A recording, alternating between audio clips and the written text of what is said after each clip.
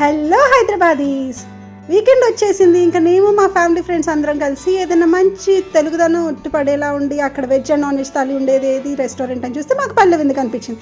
చలో let's try food అనుకుంటే పల్లె విందుకు వచ్చేసాం. ఎంట్రన్స్లోనే మొత్తం అంతా విలేజ్ అట్మాస్ఫియర్ బాగా ఉంది.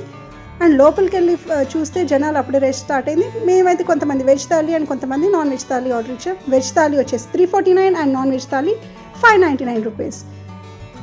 వెళ్ళగానే అక్కడ మాకైతే అరిటాకు వడ్డిచ్చేసి అందులో పూరి, గార, 3 types of pickles, 2-3 flavoured rice, రాగి సంగటి ఇచ్చారు. నేనైతే ఎప్పుడెప్పుడు నాన్ వెజ్ కర్రీస్ వస్తాయి అని వెయిట్ చేస్తున్నాను.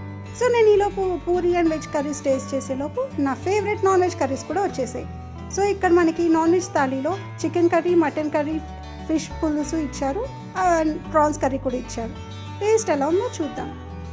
వెజ్ థాలీ అయితే టేస్ట్ బాగుంది, నాన్ వెజ్ అయితే యావరేజ్ అని చెప్పొచ్చు. లాస్ట్లో జున్ను కూడా ఆర్డర్ ఇచ్చాను, అది కూడా బాగుంది.